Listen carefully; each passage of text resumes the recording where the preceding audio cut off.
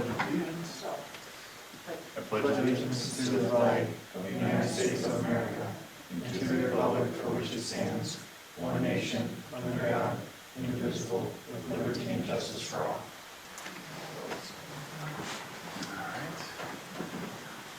Any changes to the agenda? Mr. Mayor, the council was provided with a revised agenda and added item H under the consent agenda, establishing a police sergeant position. No other changes to the agenda. Any motions? Motion to approve as amended. Second. Motion by Bryce, second by Amanda. All in favor? Aye. Agenda's adopted. We have no presentations, proclamations, or acknowledgements. Anyone here for public comment?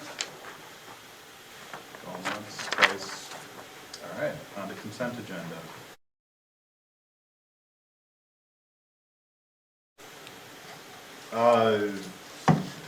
Did everyone get a chance to look over the last minute change regarding the police officer position?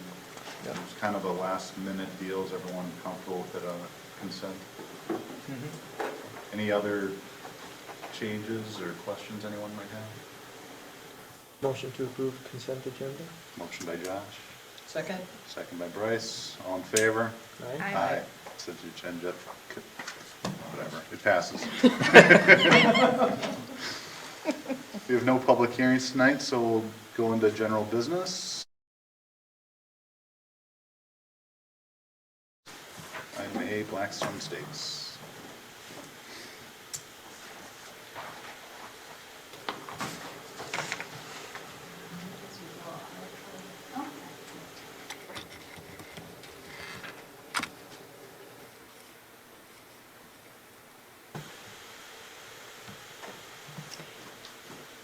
Okay, this is kind of a continue. Now it's back. Oh, it's there, okay. Technical assistance, please. Yeah, the young person, please help.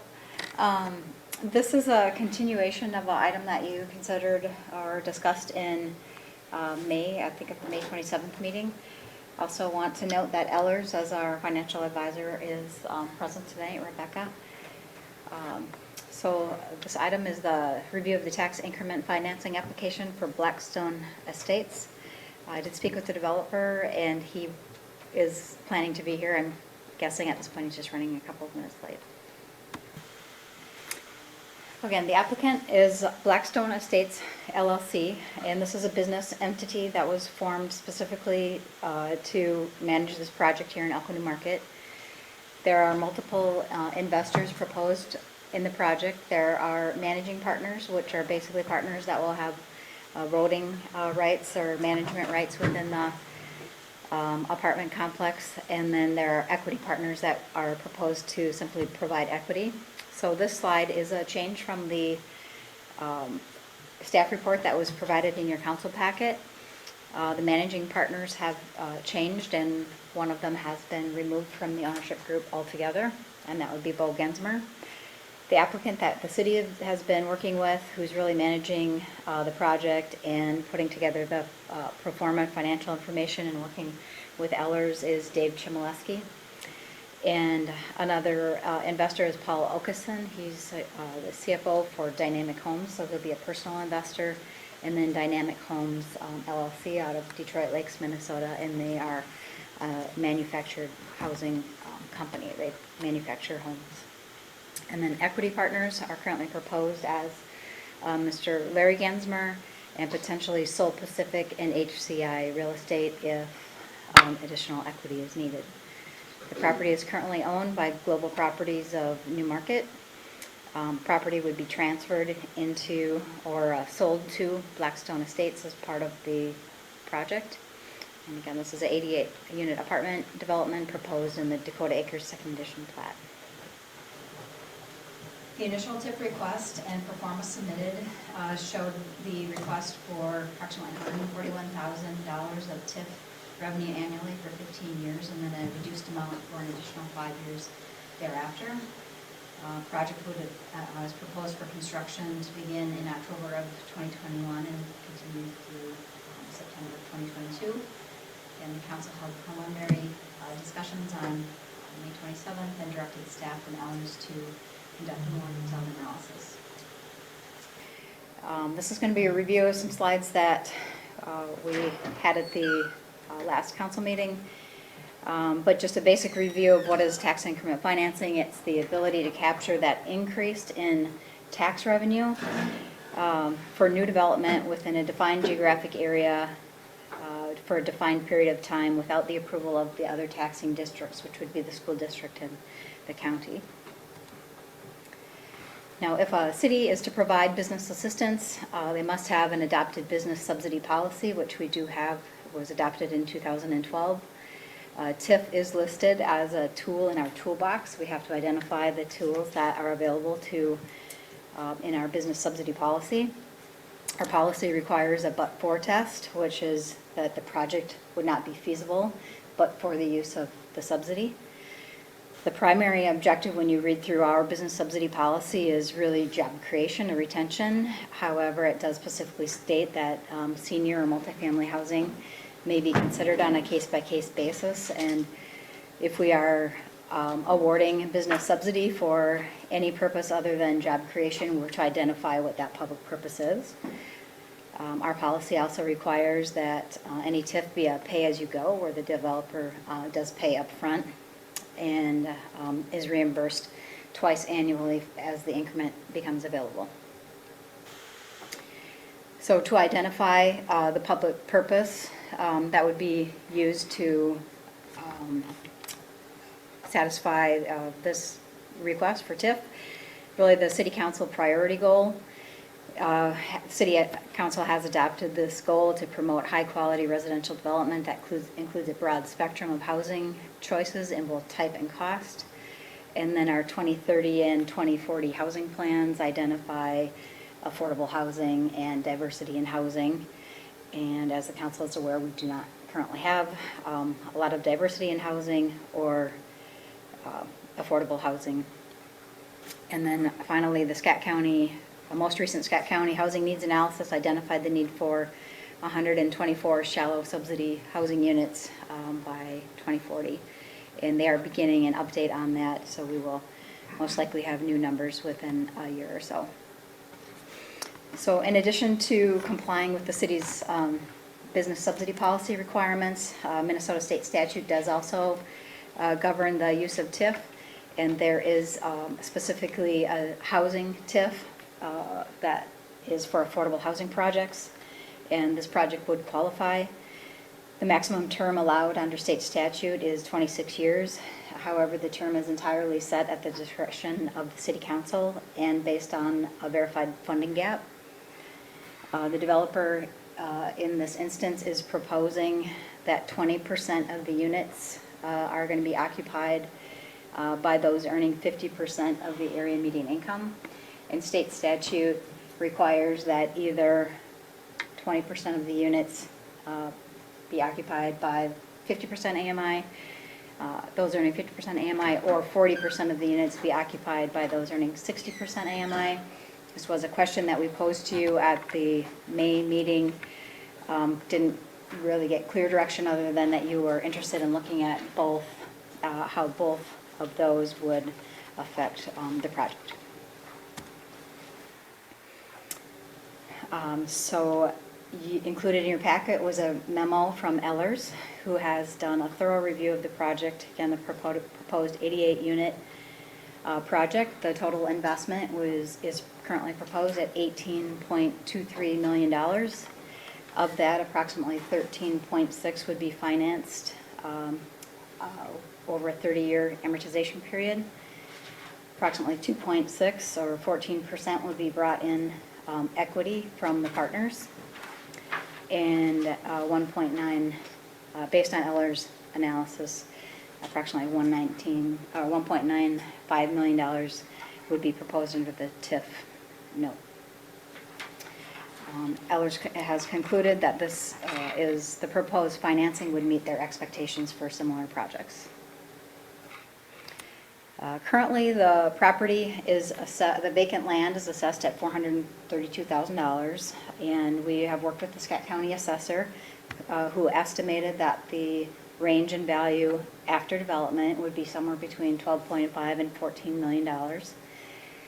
This TIF analysis is based on a $14 million valuation, so its proposed taxes and increment are based on the $14 million valuation. Again, those total development costs, $18.23 million, that breaks down to approximately $207,000 per unit. Similar projects, the construction costs per unit have ranged from approximately $200,000 to $275,000 per unit. So the proposed costs are within within the market range. Land costs are $9,000 per unit. Ellers has reported similar projects. Land cost per unit, $7,500 to $15,000 per unit. So the cost associated per unit with the land is at the lower end of the market. The $800,000 that is included in the pro forma for the land value is the same as the county assessor has determined the value would be if the development occurred, just for the land value. Rents are proposed to range from $916 per unit to $1,649 per unit. So 20% of the units, as we reviewed, state statute requires that 20/50 or 40/60. The applicant is proposing that 20% of the units would be occupied by those earning 50% AMI or below. All of the units, all of these 50% AMI units are the studio units. So in addition, kind of exceeding the minimum required under state statute, the applicant is also proposing that 60% of the units are going to be affordable to those, are going to be occupied by those earning 60% AMI or below. So, go ahead. So just a clarification, Renee, is the 20% buried inside the 60, or is it meaning that 80% of the units in will addition be to. in that affordable range? That's correct. 80% of the units will be affordable in their current performance.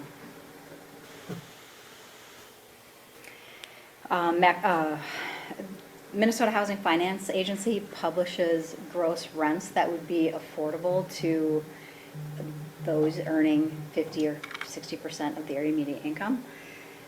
So this gets a little confusing, but state statute only requires that the units be occupied by those earning 50 or 60% AMI. But statute doesn't require that the rents are affordable to those earning 50 or 60% AMI. So staff have requested and are recommending to the city council that we also impose a rent requirement, so that we know that rent for that person earning 50% AMI is going to be 30% or less of their income, if that makes sense. Okay. So the entire pro forma was based on staff's recommendation in that regard.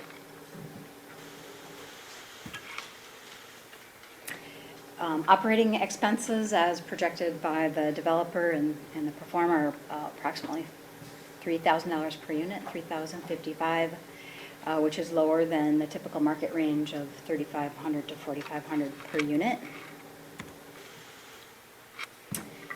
The management fee proposed is 3% of the effective gross income, which is within the typical range of 3 to 5%.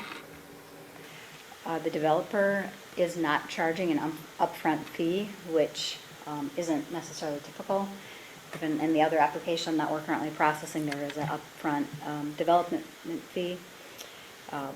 They are proposing that they be paid from future cash flows. A typical developer charges 3 to 5% of the project costs.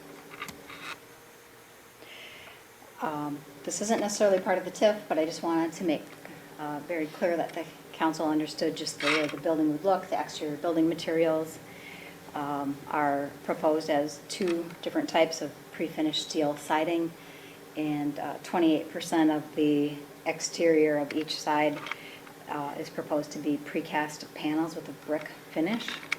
City code does require that at least 25% of all sides have exterior finish of brick, stucco, or natural artificial stone. This is a rendering of that building. And this is just a sample of what a precast brick panel might look like. Now, we do have a number of questions that we need to get feedback from the city council on, and we can maybe run through all of the questions, or we can take them one by one and get feedback on them. I think maybe we'll run through all of them and then come back.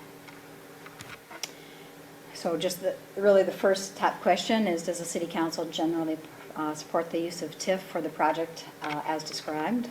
And then all of the other questions will basically come after that. So the first question was just about the 2050 versus city 40 requirement, or perhaps both, as it's currently proposed in the pro forma. 80% of the units will be affordable. Does the city council support requiring rent limitations that are affordable to those occupants as established by HUD? This is question number 2. Question regarding the distribution of the affordable units. So if the developer is proposing that 20% of the units are available to those earning 50% AMI, are you okay with all of those being in the studio units, or do you want a distribution throughout the 1 and 2 bedroom units?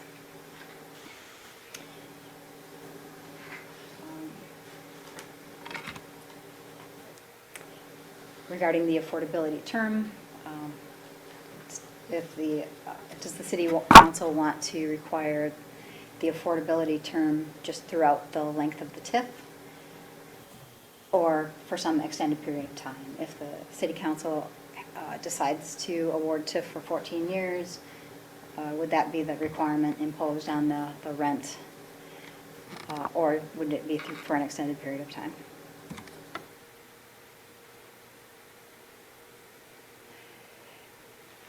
So kind of back to that question of, if the 20% of the units at 50% AMI and meeting the minimum requirements of state statute, do you also want to require that the additional 60% income and rent restrictions? Well, let's start on that.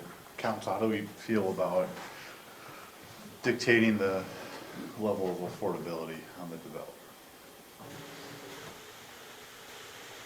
Is this factored into the pro forma right now? Yeah. Both for the 50 and the 60%? Yes. One. No, absolutely, 100%. I think part of the question, Rebecca Kurtz with Allers. I think part of the question with this is that tax increment law will require the 20% at 50% or 40% of the units available at 60. Right now, the pro forma that we've reviewed does show that both of those are being met as outlined in the presentation. I think part of the question is, do you want to not only meet the requirement of the TIF law of the 20 at 50%, but impose additional restrictions to extend that beyond? So Any hard opinions? I mean, I have no real objection to that part personally. I mean, I think it's awesome if the developer wants to do it. I mean, I'm not going to say no to it. I mean, I didn't think you would. that's why I just We all wanted to knew clarify where and you confirm stood. that was Yeah. part of it. Now, in that, with the, so that would be through the term, whatever we decide, the 14 years or whatever, then that couldn't change either. And it's really doable. But for. We have a very special process that nobody else has. However, I will say, trying to hit restrictions on income is one thing. Trying to hit it with restrictions on rents makes it much more difficult. And we had to redesign the building to get the square footages to work with the studios to be able to accomplish that. Adding more restrictions on top of that, I think, puts us over the edge. I'll just be honest. We're already naturally meeting the 60% to that extent. Yeah. which almost nobody does. Which actually leads to next, well, actually before I go on, Amanda, Bryce, do you have any thoughts? Are you generally okay with? I'm good with it. Mhm. So I think another one of the questions was regarding the studio apartments. I mean, I don't want to, I'm not going to tell a developer how to do their job if that's what they need to do. It makes financial sense, I think, to do it. It's just my opinion. What do y'all think? I think if we were only going with the 20%, and they were all studio, I would have an issue, but with the two options, I'm good. As proposed here. Yeah. Bryce? I'd agree. Yeah. All right, so you got those questions solved. There's the big one at the very beginning, but is there any others that we should So have? you're okay with the distribution just being in the studios, and you're okay with the minimum requirements, the 2050, and not necessarily imposing income or rent restrictions on the other units? So, That's my Okay. position. Yep. Yeah. okay. So just to be clear though, this is just a proposal. Yep. So tomorrow, or the day after it's built, that was just a proposal, they could be 80% of income or 100% of income. So unless we actually require it, they're proposing it, it's their true intent and sincere intent, but it could change unless you place that restriction. Well, I thought we were talking under the assumption that it would be. Yeah, that's what I want to No, clarify too. so the thing is if you want the 50/20 and the 60/60, it's a rent requirement. You need to write it in the contract. You need to write it in the contract, if you want the That's it. rents to actually be that, under the, Yeah, and I guess I was assuming that's what. And that's why, we were that's why I've discussing. been pushing or asking, so is it as soon, and that's why I don't want to set you up to fail, or I don't want to set this project, this community up to fail. but you could also provide more flexibility. They're saying that performa, we could hit 60/40. You could make it, you could make it something, you could give them more wiggle room than that, potentially. I mean, this is just what the performa says. But it's staff's position that if the whole point is to provide affordable housing, income limits are great, but that still doesn't mean that they could Right. still be paying 60% of their, hypothetically, a large portion of their income. The idea is to actually make it affordable for them. So if the three, under developer proposing, those three things, we would need to write them, the top two in, is what you're saying? If you want to require it. Like- Otherwise, we would just write the top one in, that meets minimum state statute. But if you want to require 1 and 2, the first 2 lines, we would write that into the contract. Well, back to Josh's original question, I mean, if this is something that he feels doable, then that's something that you don't feel is doable. No. Okay, thank you for. Because I think the incomes are what they are, and if we're gonna be competitive, we need to be as close to possible those incomes and rents as we can. Okay. And we've always done that with our properties. We've never had a rent restriction ever. There's always first time, and that's okay. Yeah. Other developers, I'm sure, have had that. Are we gonna go jack the rents up $150 tomorrow? Probably not. Right. What does that say to the next town we develop in, when they call you and ask how he did? Yeah, he's gonna jack his rents up $150. There's a lot of power in that, and we also could have come in and had these rents a lot higher to begin with. We really try to naturally make these properties affordable, and we're doing that. We've got a little more restriction than we're used to, but what I found, that's a very dangerous thing, because in a market that we're in, where we have TIF and we're at 20% and we use the studios, and the incomes are about $25,000 a year less for a family of 4, it's actually difficult to fill the TIF units. It's hard to find people making low enough incomes to live there. So if you look at this from a workforce perspective, workforce is 80 to 120%. We're below that on all of it by far. So I don't know how much regulation you want to do on it, but I think you got a good start with the rent restrictions. This is more than we've ever done. And that guarantees that those units are going to be at that 50% if you choose the 20% option. So. Plus it's a building design issue. Especially with modular, a lot of times in these low-income projects, they'll have a little 580 square foot 1-bedroom apartment. These are 730 square feet. So to make them fit into this affordable government box, you gotta crunch them down in size, and you have to make the materials lower quality. That's what they do on every low-income tax credit deal. This is not a low-income tax credit deal. It's a market rate deal with a light affordability component. So I just wanna remind everybody of that before we try to nail down this guaranteed affordability. Yes, I'm sure there are developers that come in and jack the things up, but I don't think that does much for our reputation. So can I ask you a question? I just want to, and maybe a clarification. So because these are pre-manufactured units that are manufactured in Detroit Lakes, they can't, they have to be of a certain size or what? This is something you would never know unless you knew about modular. So we're making Model Ts here. That's how we kick butt.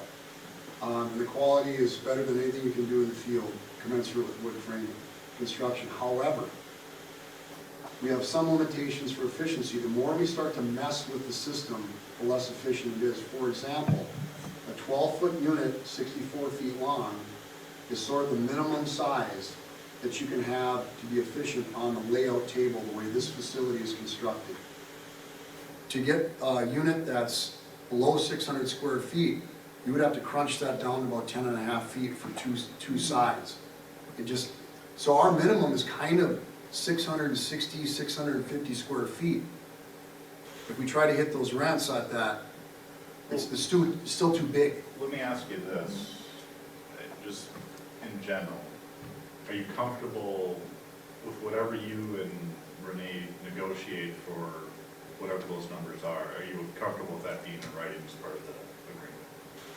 I think we're comfortable with what we've worked on right now, and that's 20% of the units at 50% of AMI with the rent restrictions and the income restrictions, which are statutory. I think we can live with that. Okay. Would you be okay with the income restrictions but not the rent restrictions on the 60%, on the other 60%? No.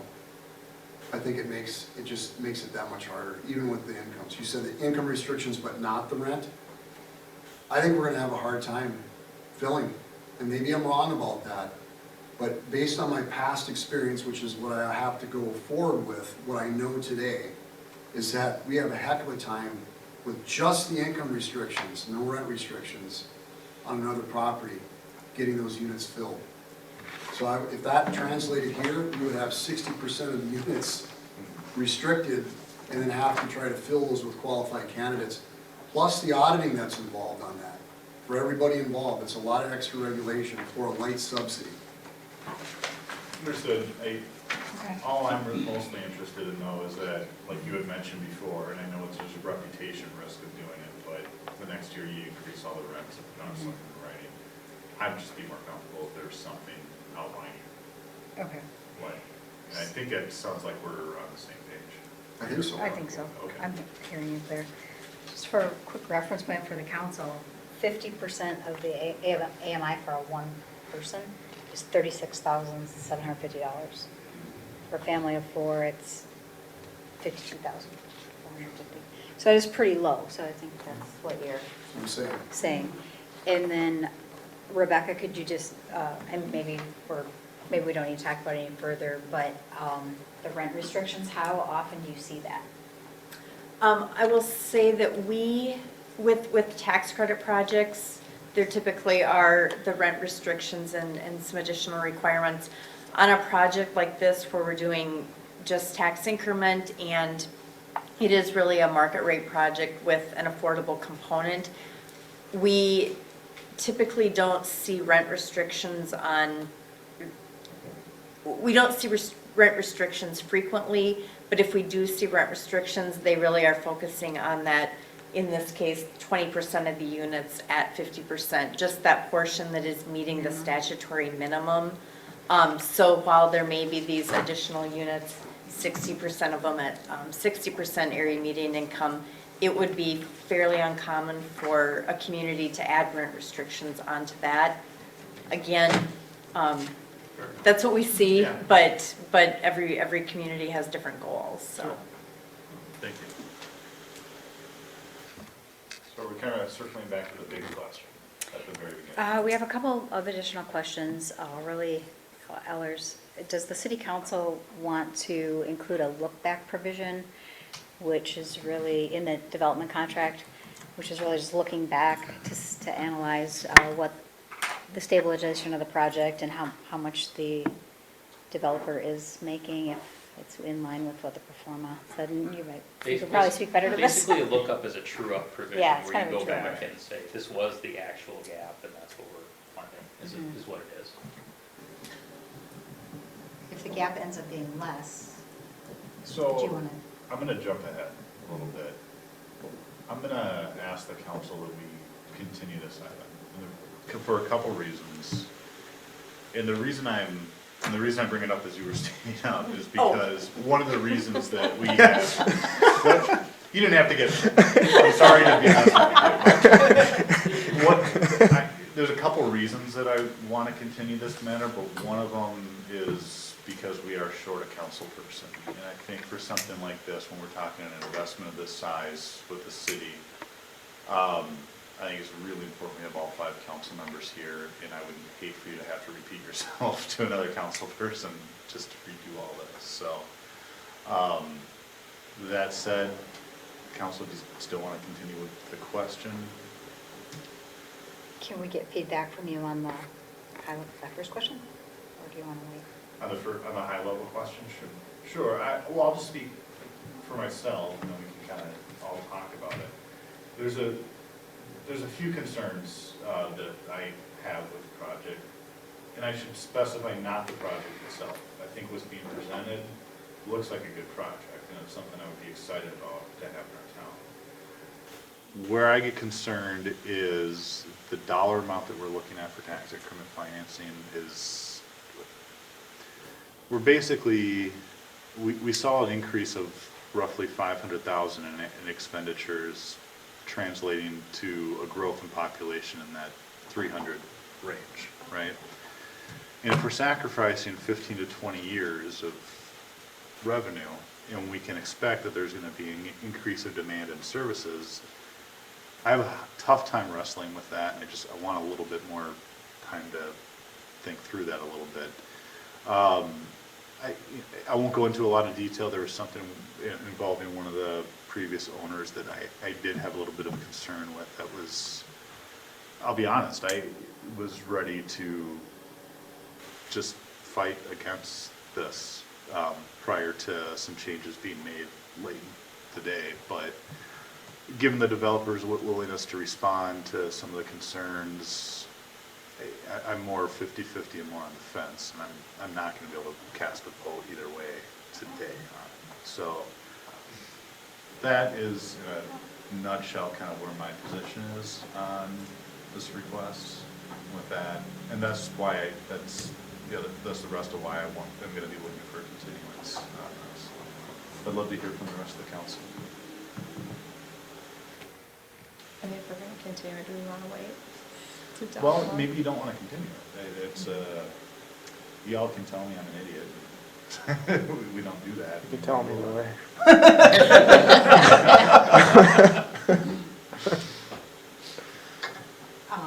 I'm not certain, so what was being requested of the council tonight is really to direct, if you are in favor or support of the project, to direct us to prepare for a public hearing regarding the tax increment, and for the city attorney to prepare the appropriate documents.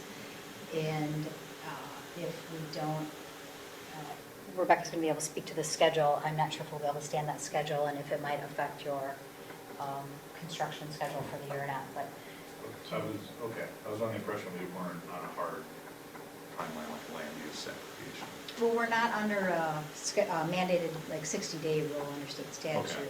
I was just going to raise the point of your construction schedule. If you are still on Sure. track to begin construction this fall or not. We would begin, if this stayed on track, we would begin construction on the mods in December.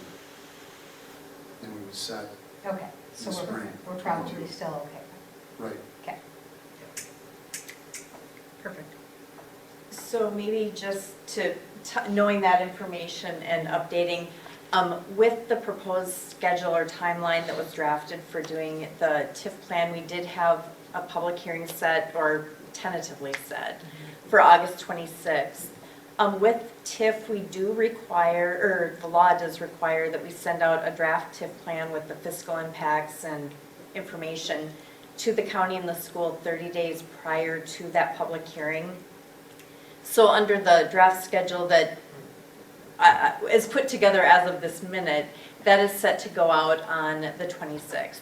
However, we can delay that as long as you want, and at this point, it's not going to cause, from our end, any concerns. And if construction is not set to begin until closer to December, we need to have, if you move forward with TIP, it needs to be in place before construction begins. But it sounds like we do have time that we can just put. But 2 weeks isn't gonna. No, and that's what I'm saying, is we can put things on hold, and at the point, whether it's 2 weeks or 3 weeks or even a month or so, I think that we'll do that. So if you have seen the schedule, I'll just pause it and we'll regroup at the time you give us the go-ahead and direction too. So a 2-week delay would push us out to a hearing on September 9th meeting, long and short. But really, next council's August 12th, so it's 3 weeks. Oh, Just, Yeah. Thanks for I was just pulling up my calendar. So, do we want to have more of a discussion at this point, council? Do you have thoughts, concerns? Would it be helpful for more discussion, even if the ultimate, is there going to be enough direction going to be able to be provided? Or I would it, think the direction that you've given us regarding the rent and unit limitations is a lot of feedback that we're on already.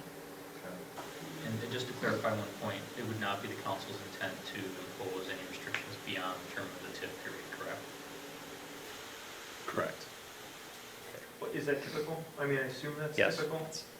To be honest, it's practical, because your stick is the TIF, or your carrot is the TIF, and once the carrot goes away, there isn't a lot of leverage anyways, except through civil means. Basically go to court to force compliance. So nobody, it happens, Rebecca, but not commonly, Right. so.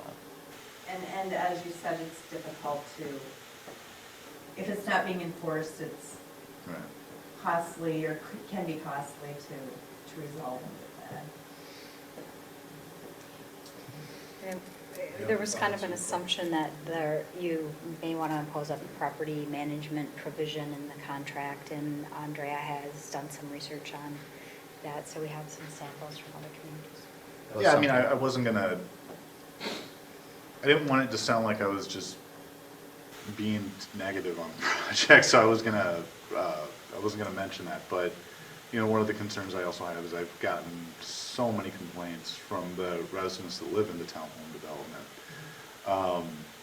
Really frustrated with the management of that property, which makes me concerned about the management of this potential property. So, but again, I wasn't gonna put you on the spot with that, or I wasn't gonna even bring that up. But if you wanted to address that, you're welcome to. Well, I believe that we've got a pretty good record on our management.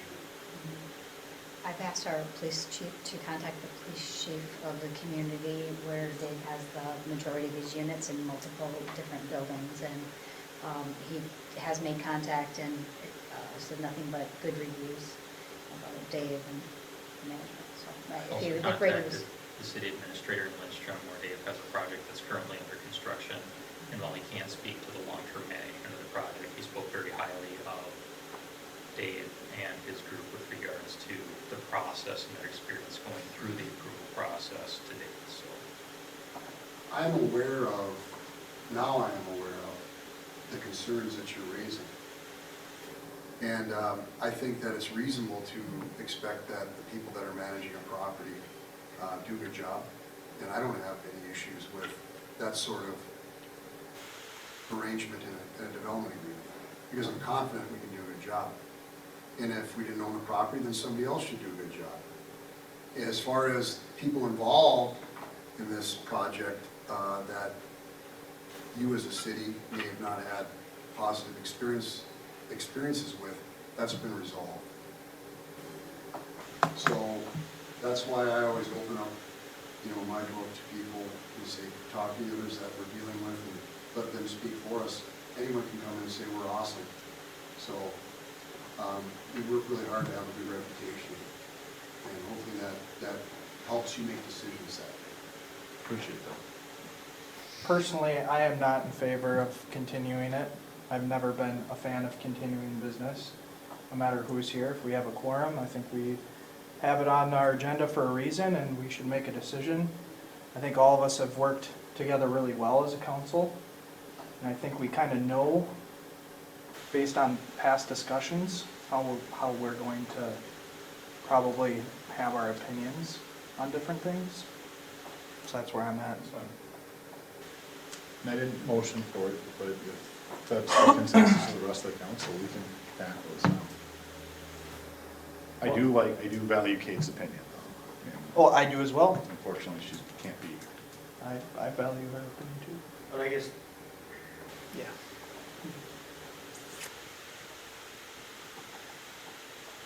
We're just providing directions, right? There's no vote, there's nothing. Still has to go to a public hearing. But you'd be setting them, if you We'd do be decide to kinda proceed, you'd be creating setting the box public or hearing, whatever yeah. we'd be-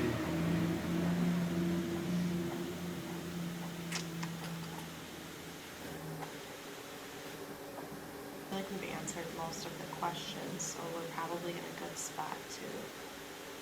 You want to tackle this tonight, not continue it?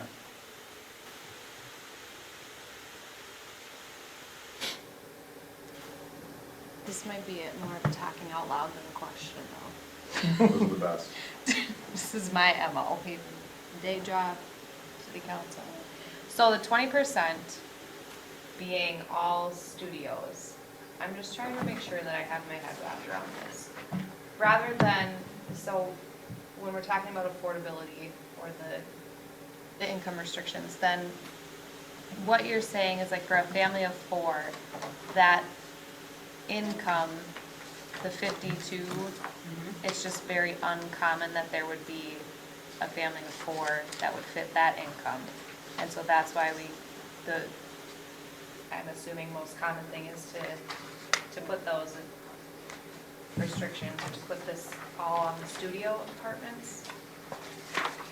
Does that make any sense? Like, is that, looking for me or? I don't know. Anybody who knows the answer? Is it more, is that the most common thing that happens, is that it's all divvied into studio? Would Are we you saying, feel- is it easier to find somebody one person that makes 36,000 versus a Well, family where yes, that's that's 62? gonna be easier. But is that sort of, I guess, is that what's usually seen, is that it's all in studios and not, It's not a mix Across, of different yeah. units.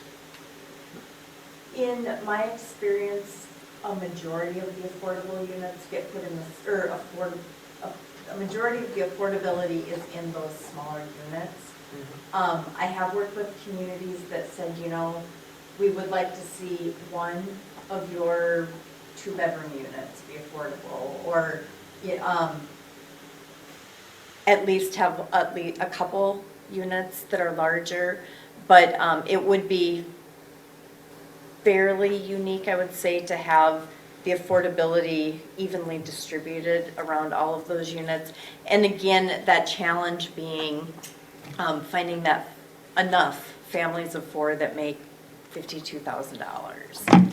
And so then if you have restrictions where your 2-bedroom, 3-bedroom units need to be at that for those families at $52,000, then you end up, or the developer ends up in a situation where those units sit vacant because you can't find the people. So that's the challenge. But while we did not look at the pro forma this way, there could be that opportunity for, some discussions, and maybe we need to go back and review numbers and look at how the impacts are. But if you wanted to say we would like to see, 1 or 2 of those larger units at that affordability, that may be something that, I don't want to speak for the developer if it works in his pro forma, but, that would be something that would not be completely unique or uncommon for a request. Can I add to that, please? Yeah. when there aren't rent restrictions, you can move TIF units around in your building to whatever unit you have available. That's what we've done in other properties that we have that are TIF buildings. And what we try to do is, you could say, well, geez, you know, we want to keep this rent affordable. And so we want to cap it, we want to control it, to make sure that the state dictates what the rent should be. The problem is that there's a market force at play here. And what happens is, when you measure somebody's gross income, and you take a third of it, if you have more than a third of that income dedicated to rent, that's what they can start consider being rent stressed. So the market sort of controls this. We found that when you start getting rents for your TIF units that are getting out of line with that what 1/3 of their income or 1/3 of an applicant's income can purchase or can rent, they just can't afford it. You won't rent it because it's too expensive. So that's why they just have the income limits in the statute. It takes care of itself. We're willing to do this, and we can do it with the studios because the state, remember, the state sets, for whatever reason, they have a formula, and so does HUD. They set what the incomes are for studios, 1 bedroom, 2 bedroom. If you look at the spreads between market and affordable, they're closer on the studio. It's just the floor that they set on it. It's just easier for us to get there physically from a development perspective. The larger the unit, the harder it is for us to get because the spread increases. So, as Renee pointed out, we're naturally, I think, at 60% of the building, we're roughly at 60% of AMI. This building's affordable right out of without even restricting it. And so, the statutes say 20% of the units at 50% of AMI. We could put somebody, you know what, we're gonna have to drop the rent $100 on this 2-bedroom, but we think we can get there. And over time, depending upon what the CPI does and what they base these rent increases on, they being the regulators, who knows if the rents catch up or fall away from where we're at. Right now, we've got inflation without food and fuel being considered at over 5% by some measures. It's a lot. I highly doubt that the rents are going to keep up with that. I think it's going to peel away from it for a while. So that lends itself to capping rent and controlling it that way. But you're not going to rent units out that people can't afford, bottom line. And I think the idea too is that in some communities there are rent stresses where people are putting in closer to half of their income. It's happening. And then that goes back to the reputation issue. So those are all things you should consider with this when you talk about regulating and adding extra regulation beyond the statute. There are causes and effects to that. And I've lived it for over a decade of putting these developments together. So that is why the studios have been selected. We're not floating units around to be TIF units. These are the units because that's the only way we can meet the rent caps that have been put forward for us to hit. We've never done that before. So, to your point, yeah, there probably could be a family of 3 or 4 that wants a 2-bedroom, but or how much we have to pull that rent down for that unit, and is that unit going to be a designated unit? We start going down that road. If we're trying to make a low-income property out of this project, this TIF is not the right tool. Tax credits are the right tool. This is not a tax credit project. This is a market rate workforce housing project. Big difference. Completely different way of financing it. Completely different risks involved in processes and auditing. They're totally different. So we have a little affordability component here, but we're starting to get into this world of tax credits. And I cannot do it with this tool. I can only go so far. Just the numbers just won't work. The bank will just won't finance it at some point. Investors won't invest in it. So those are the things to balance out. You know, just be aware of what the housing world is like with all this, you know, federal stuff and state stuff and income restrictions and rent restrictions. That's the world out there. This is just one little corner of it. Okay, you said something that triggered another question. So this 20% in whatever written agreement or however this process goes, is it written that it is all studios in a way? So you can't, because you said something about like shifting things, Right now it is. but right now it would be 20 studio or 20% studio.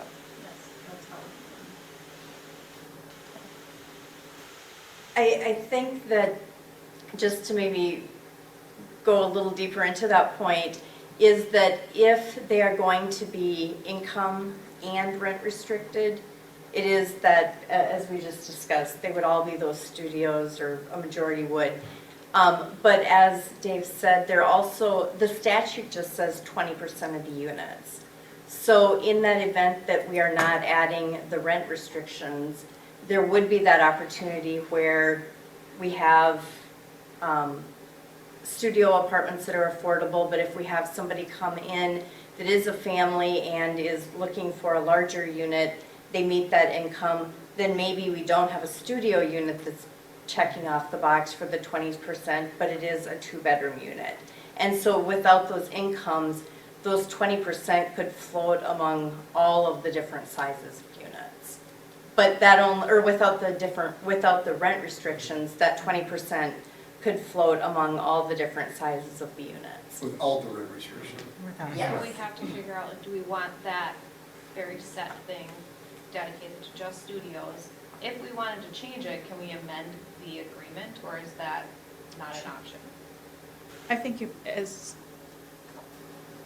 was stated, that if you're not going to do rent restrictions, you would just have these limits and they would float them throughout the building, meeting those requirements of the 20% and the 60%. So you've got 80% of the units affordable in some form or fashion, and they would determine which of the units are. I personally like that better. Okay, so that's not what was proposed originally. That's correct. Okay. I'm just making So sure. just to clarify, where are we at? Because there's been Okay, there's like, of the options, Sure. there's like 5 different options. So- Which option are we talking about now? What I've heard is that the council supports the requirement that 20% of the units be available to people earning 50% of the area median income. Initially with a rent restriction, however, Bryce just expressed a desire to remove the rent restriction. So there may be further discussion on that. No further requirement on income or rent restrictions in the remainder of the building, or the remainder of the units. So even though the performa review Right. and review by Ellers said that 80% would be Right, and- 60% or less, Yes, and we're Dave, now saying that's not really the case. it's not the requirement That's and what we under the heard right out contract. the gate. Dave is saying they're just, will likely, that's likely what it will be. Can you go to the slide that had those 3 with the developer proposed? This is the I think biggest. it's forward. What's that? Towards the end, of the fire slides.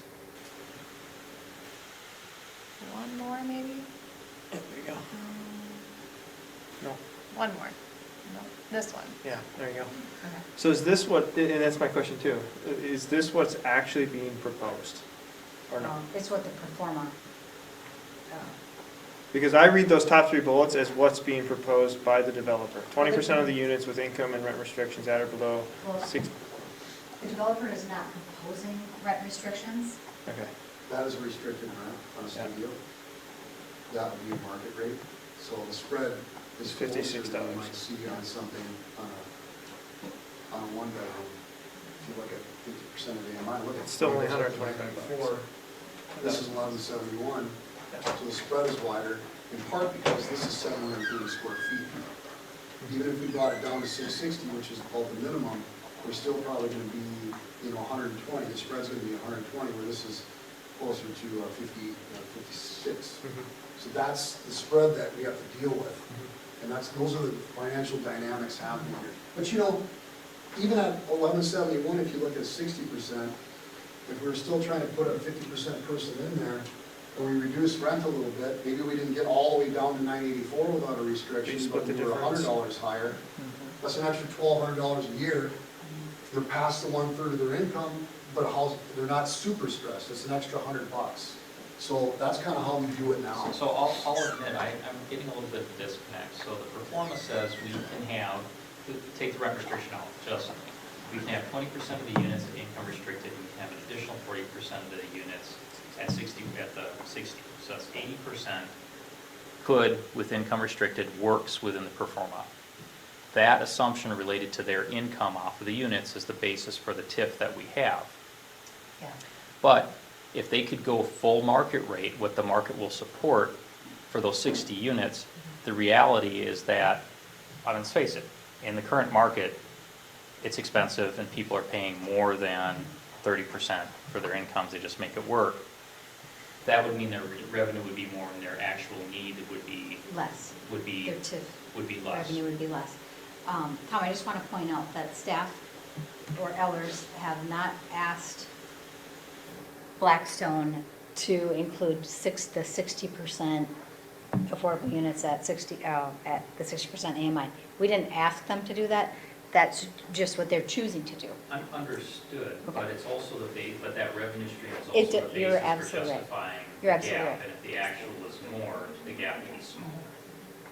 So that can be addressed in a couple of different ways. If we do a look back on an annual basis, we can reduce the TIF, correct?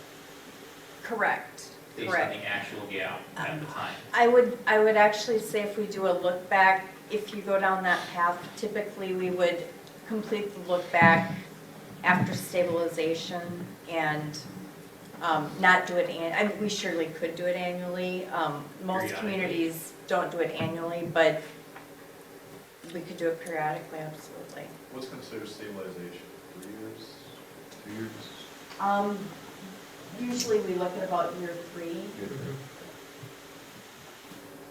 So I guess, long and short, my opinion, if it can be proposed and it's in the performa, but if there isn't anything in writing about the income restriction, it's a justification for a gap. And if you don't have a look back after year 3, they can jack. And I don't mean this in a bad way, Dave, but the market can allow them to increase the rents for people who can't afford them because their income is higher or whatever, but they can increase the rents. But we were providing an assistance for the project based on a smaller revenue stream, based on assumptions of a level of affordability that was freely offered. But if that isn't actually memorialized anywhere, there's no obligation. It doesn't really exist, so to speak. I do agree with Dave that when you do have income restrictions, maybe you don't need rent restrictions because things will naturally, for all the reasons that he mentioned. But if he's telling us the reason he can't do the restrictions on the 60s because he can't find enough people to meet it, then even if it's proposed, it doesn't sound like it's going to happen in reality anyways. Right. So I think it's let's be frank about this. If that's not practical and can't really happen, let's not even put it on the table. We're really talking about 20% of the units at 50% income. Is that fair? I think that's what I'm hearing. And that was the request or the initial proposal, was the 20% of the units available at 50% AMI that meets the statutory requirements for a housing TIF district.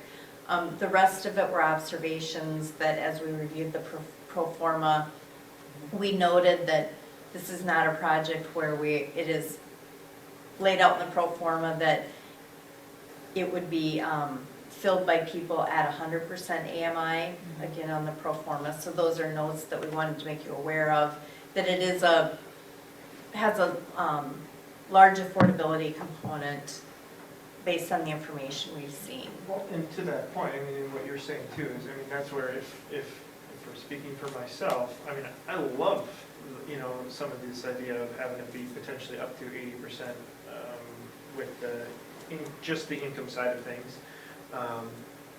But, and that's what I'm basing the decision on for the TIF stuff. So, I mean, I think that somehow has to be captured in the agreement itself, because otherwise, I would like to see a performer that includes what reality is going to be if it's just the 20% and 30%. This is their reality. But we're hearing that it's not. Right, that's what I'm hearing. That's what I'm hearing as well, is that the 60% isn't practical within the market. And if but it is that's- practical, let's write it in, Yeah. or That's capture it. honestly where I'm at. Otherwise, it feels like you're fudging the numbers to justify the gap, Right, with no accountability that the gap will exist in the long term. yeah. I see what you're saying, but I don't see it quite that way, and this is why. You could say, well, just raise the rents up higher, and then, you know, you don't need as much gap financing. If those units are not restricted, but the rents are low, that's natural affordability. That's what we're trying to do here. Yep. Your concern is that we're gonna run away with the farm, or somebody will at some point, because there's no tooth to it. That's legitimate, and I don't know how to address that. Everything we've done to date has been built for natural affordability, and everything we've retained, and I haven't sold any properties. Everything I've built or renovated, I still own, and you can call anybody and ask them about that. So, I think that's something to consider. A look back does do that. We're not a huge fan of it because it's a lot of extra monkey business. You should do a look back after stabilization, absolutely. That's not an issue. That kind of gives you a barometer moving into the future. But I caution everybody on trying to figure out what's going to be happening 8, 10, 12 years down the line. And maybe you could say a look back provision is required every 5 years. If that helps give you some idea of whether or not the gap is appropriate. That's probably the only tool I can think of to do that, even though I'm not a fan of it, because it's just, I've never had to do it, probably because we haven't run away with the rents. But I understand your position. So that is why we set the rents the way they are, because we want to make this, what I'm hearing is we want to make things affordable. We want to be competitive, and this meets that need. That's why we do it. It's not just here, that's what we do. It's what we're doing in Linsford right now. So.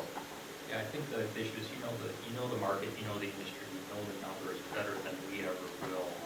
But I think it's an issue of making sure that the performance of the request and the assumptions that are going into the basis for the council's decision reflect the reality of what's likely to occur. And the way that and there's some confidence that that's the way that it would occur. And I'm the last one that wants to get in the way of this. I mean, I don't think I am going to get in the way of it, but it just causes pause, I guess. And the trust factor. I mean, and I just don't, I don't know. Well, one thing we can say, Renee and I have done due diligence, we've done checking up on Dave and his projects. He has a very, very good reputation as a developer, and his projects are, they're the good projects in town, you know, good apartment projects in town, so. I wouldn't question that. Yes. I have no reason to think anything other than that. I'm still in the same position I was. And As long as I know it. I think we're doing a disservice to another council member by not continuing this to another meeting. And I've been on the other side of that argument, where I've said, we're here to make decisions, we're elected to make decisions. We're talking about, 15 to 20 years of serious financial investment in something with a lot of moving parts. My point is, this is not a final meeting, though, either. It's not, but by advancing this, we're continuing to give the indication that we're on board with it, and we're spending resources and time, when we could save that resource and time and wait 3 weeks. It's not cause any issues. If we want to continue it, I mean, I have faith that Kate will listen to this meeting, be up to speed Sure. when we come to the next meeting. I will make a motion. You can not second it, you can vote against it, that's fine, but I make a motion to continue this to the next meeting. Second. Motion by myself, second by Josh. Roll call vote. All vote aye. Josh? Aye. Amanda? Aye. Bryce? No. Okay. It's continued to the next meeting. Thank you. Thank you, everybody. Thank you.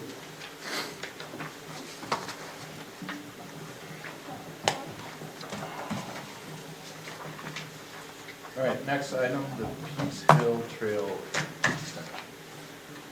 So, long and short, council recall that Pete's Hill development included a trail connection between the project and the existing Pete's Hill Trail that runs from the Windrose neighborhood past the Waterhouse Tower and down Xerxes Avenue.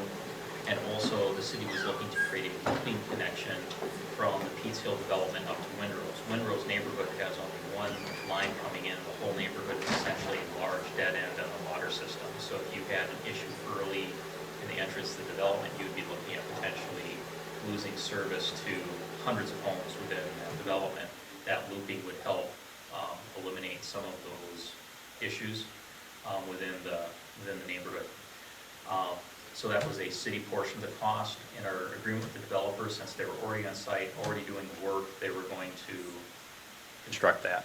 The council has already awarded that water main work to Krieger Excavating to do the water main at a previous meeting. The second part is to do the trail.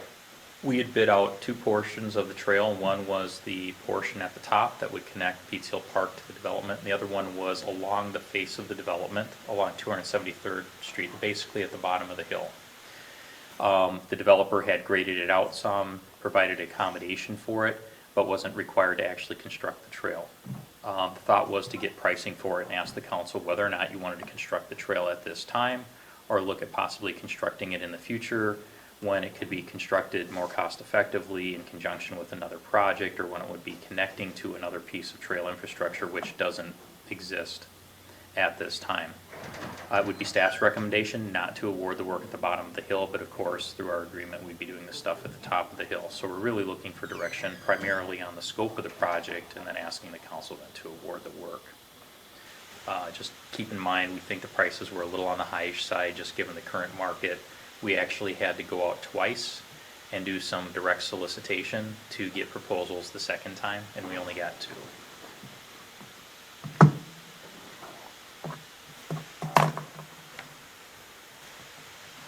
Sorry, I'm just rereading to the memo.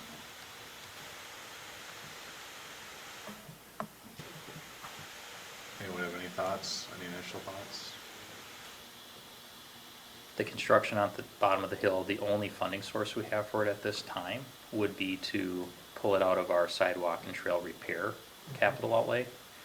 And it would roughly eat up about half, ultimately with the retaining wall, which is not included in this bid, probably eat up about half of those reserves. I completely agree with that. I mean, it's not useless, but it's, that bottom portion isn't needed at this time. Bryce? I agree. I do too, but Amanda? I'm on board. I was Okay. trying to figure out how I was gonna say, but I was gonna make my motion with them. So in this, if we, let me go back to, Are you looking for like a motion? yeah, Do we give me need a some motion, or words. is this a Motion. direction? Motion to approve the project documents and award the project to Krieger Excavating for the portion of the project, including the connection from the Pete's Hill neighborhood to the Pete's Hill Trail, excluding the work along 273rd. So moved. So motion by Amanda, Second. second by Josh, all in favor? Aye. It'd be awesome to have that top trail connected. Yeah. So that brings us to discussion by council. Quick question, sorry, is there a timeline on that top? And maybe I completely missed that and didn't read it. I'd have to go back through the Okay, I was documents. just curious. It's supposed to be done yet this season. Okay. When we went out looking for work, we didn't get any proposals at all, and a lot of it was, well, if you can wait till the end of, with a completion date end of next year, we can think about it, but to get it done this year was really tough. And if you ask around the development community, or construction community, getting paving projects done right now is really, really tough. Looks like work to be completed by November 1 of '21. Is there any additional on that? I had a question, something Oh, go ahead. separate. Has anybody heard when the extension of unemployment ended for the state? Or do we know when that extension, the unemployment benefits? Did it end? See, I'm an idiot. Well, I thought it there's- was over. I heard there was some discussion of ending it earlier than originally. The only reason why I ask is because I am seeing a huge suffering of our businesses in town Yeah. on lack of help. Yeah. And, like for instance, just going to Fish Rock tonight, they don't have their deli open anymore because they can't staff it. And Firehouse is another good example. I can't find staff. They had to close down on a Saturday night before. And I think it has a large play in that. And so I was just wondering if anybody has heard anything on that. I know it doesn't, I know we're the small, a very small fish in a huge pond. But I think it would be nice as a council to have some type of statement as a council to our state legislatures and our governor for some type of statement to say how bad it's affecting our ability to find employees for our businesses and put something out, you know, as small as it may be. I think it would be a good idea for us to do something like that. Just my opinion. Don't disagree, there's another side to the discussion. Right. And I don't know that I wanna get into a devil's advocate thing, because in principle, I actually agree with you. It looks like, Josh? I simply struggle with the, and typically giving opinions and picking the political side isn't an issue. It's just, that gets into, I don't know. I don't know if I'd be comfortable signing on to it, but you don't need everybody on council to. I guess my look at it is just that if we're extending benefits to so many people, but we have so many businesses, even in our own community, that are struggling to find people that are willing to work, I'm a little bit concerned about the future of some of these businesses in our town to be able to sustain that for a long period of time. And I share that. Have you contacted any local reps? Not yet. No. No, it's more of a, I've been, it's, over the last few weeks, I've noticed it a lot locally, Yeah. here in town, where I thought, you know, it's something that we Yeah. could, I would bring it up, so that's why. Yeah, I mean, you're coming from the right place, how do we help? Right. Right? Because it's I deal with businesses constantly, like, you're nothing but that all day Mhm. long. I mean, it's a serious problem. Has the chamber had this discussion as a business organization representing the local businesses? And have they discussed actually? Yeah, there's been Send letter. discussion around it. My understanding is that these benefits have been extended, Okay. from my understanding. See, And that, I also didn't think they were. yeah. So, you're more knowledgeable on this than I'm trying to find it on the website. What I saw was through September of '21. Yep. And there was an extension of the additional payment, I am. Okay. which was the additional $300. $300. Although I did hear a little bit of media commentary that indicated that there's beginning to be some discussions about the extension and whether or not, just for this exact issue that businesses are suffering, they're having to cut hours because they can't staff their normal business hours. And with the staff that are there is starting to suffer burnout issues and all that kind of Right. issues, so. I think yeah, I'll go back to, I mean, I wouldn't support a letter, and then I guess it gets down to the principle of, you know, if we're doing a letter from the city, does it have to be an unanimous thing? Should it be? I mean, Yeah. I'll vote against it, and I'll just be clear about that, but that doesn't mean that the majority of the council can't decide to have that be the city's view too. And I'm comfortable with that as well. I'm just trying to think of the best way to proceed here.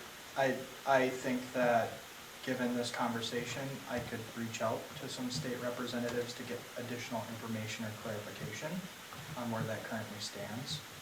So we have the right info, Why don't, and then I can relay that to Tom and. well, why don't What about rather than having the city as a entity draft something, how we as council members do just, we can prepare the same email, we Sure. can prepare the same something, and those that are comfortable Mhm. send directly to their representatives. Is that a I'd be- compromise? I'd be on board with that. Then Josh. you Well, don't like I think said, that'd I be part of mean, I'm just one person, so, and I can say it on record a gazillion times to cover my own, No, you know, whatever, and which I'm totally fine, so. I would just like to show Yeah. our businesses in town that we're Yeah. seeing what the struggle is, we hear you. We might not be able to do a whole heck of a lot when it comes to it, but at least we're providing a statement on behalf of our city businesses. Maybe you and I can act offline. Yeah, I was sure. gonna say, on top of that, like kind of providing the resources and who to contact so that the businesses can start contacting legislators as well, if they are, you know, so that they have the information and know, you know, if we're able to provide them with those resources, and then also like So- reporting fraud. So for open meeting purposes, if the mayor, Councilmember Shanky wanted to talk about a letter of a particular format, they can forward it to me. I can disseminate it to the whole council. Sure. With the, if you'd like to do this, here's our people, here's our legislators Yeah. that you can send it to, here's their emails. And I think as a separate discussion, it's probably worth having a conversation, maybe not tonight, but whether it should be a unanimous thing or not. Sure. I mean, you represent the city just as much as, one of us, and if you're opposed to the city sending a letter, that's. Well, and I can't be mean, and taken. I won't even start to believe that I'm in the majority of this city too, either representing that view either. So I mean, that's where I think the council represents our community, and if the majority of the community represents a certain viewpoint, I have no problem with Yeah, a council expressing that viewpoint and whatever too, so. good discussion. Any other discussion by council? If not, we'll adjourn. Motion to adjourn? Second. Motion by Josh. You're just Oh, you ending go it. for it. I'm ready, but motion by Second. Josh, second by Bryce, all in favor? Aye. Aye.